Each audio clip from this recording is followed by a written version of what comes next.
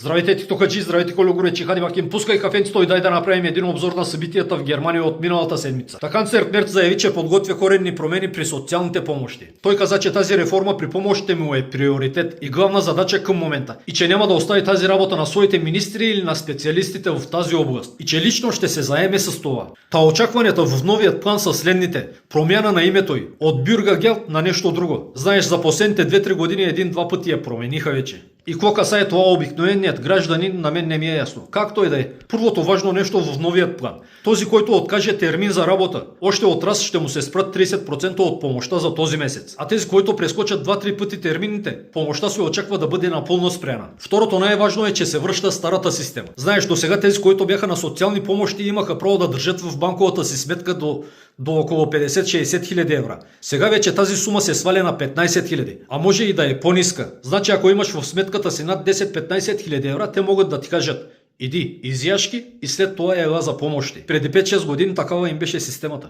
Трето, тези, които живеят в големи и скъпи квартири, трябва да си търсят нови, по-евтини. Социалните и Wohnungsgeld ще поемат само част от нея. Канцлерът сигурно не знае, но едва ли вече в Германия може да се намери квартира под 1000 евро. Да не говорим за тези в големите градове. Там за едностайните искат 1500-2000 евро. А в четвъртък са били извършени проверки и обиски на 160 адреса в провинция Норд-Рейн-Вестфалия. В новината не се споменава, но предполагам, че става въпрос за градовете Гелзенкирхен и Дуисбург, там където е най-голяма концентрацията на нашенци и румънци, които редовно попадат в новините, че злоупотребяват с социалните помощи. Та при тези проверки са били засечени 370 лица, които не са живели на адресите, в които са регистрирани, нито пък някъде другаде в Германия. Просто лица призраци, които от години насам са точили социалната им система. Та сега канцлерът се опитва да оправи такива буламачи, но не за да има повече за другите, които наистина се нуждаят от помощи, а за съвсем други неща, за които трябват пари. Финансовият министър каза, че е договорен бюджетът за 2026 година.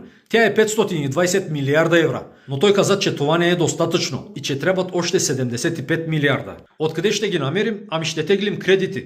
Аз преди 5-6 месеца те бях информирал, че Германия премахна дълговата спирачка. Дългова спирачка, която спираше страната да задлъжнява хаотично. Тогава държавата имаше право да тегли кредити, мисля, че до 100 милиарда някъде. Сега вече тази спирачка е премахната. И немските управляващи теглят кредити на поразие. Кой ще ги връща? Познай. Нейната икономика вече не е като оная от пред 20-30 години. За последните 5-6 години се затвориха хиляди фирми. Стотици други изнесоха производството си в други държави. Стотици хиляди останаха без работа.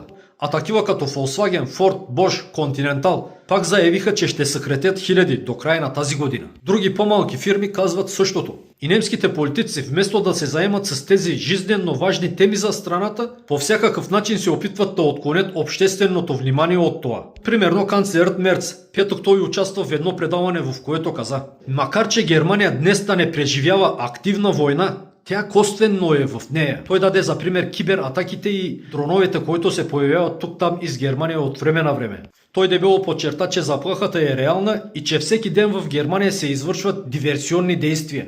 И пак повтори думите си: не сме в война, но не живеем и в мир. И за да предотвратим една реална война, трябва да сме максимално подготвени за нея. Кой и за какво ги напада, само канцлера си знае. Но за да се харчат тези милиарди на воля, трябва да се всява страх сред хората. Да не забравяме, че канцлерът Мерц е бивш служител на BlackRock. А там читави хора, които мислят за страната си, не вярвам да има.